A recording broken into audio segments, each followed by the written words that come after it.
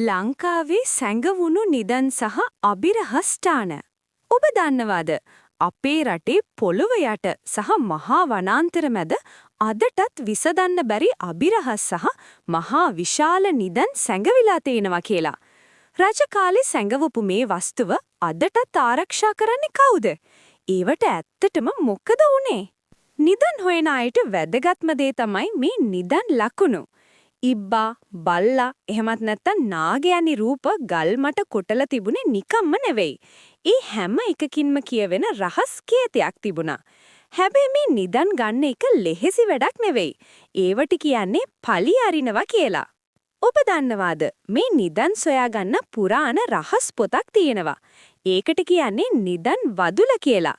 හැබැයි මේ පොත්වල තියෙන දේවල් හැමෝටම තේරෙන්නේ නැහැ. ඒ වගේම සමහර නිදන් ගර්භ ඇතුලේ අවුරුදු දහස් ගණනක් තිස්සේ නොනිවි දැල්වෙන 12 මහේ පහන් තියෙන බවත් ජනප්‍රවාදයේ එනවා. වාතේ නැති තැනක පහනක් දැල්වෙන්නේ කොහොමද?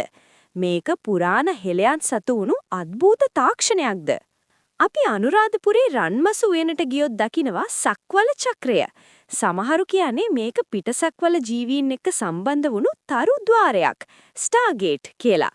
තවත් අය කියනවා මේක නිදන් කරා යන මහා සිතියමක් කියලා.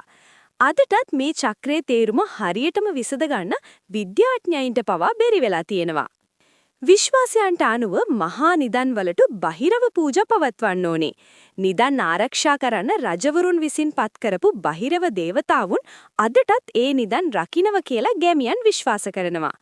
මේවා ඇත්තද නැත්නම් හුදෙක් ජනප්‍රවාද විතරක්ද? ඔබේ ප්‍රදේශයේත් මෙවැනි අద్භූත ස්ථාන හෝ නිදන් පිළිබඳ කතා තියෙනවාද? ඒ ගැන පහලින් කමෙන්ට් එකක් දාන්න. මේ වගේ තවත් අභිරහස් දැනගන්න අපේ channel එක subscribe කරන්න.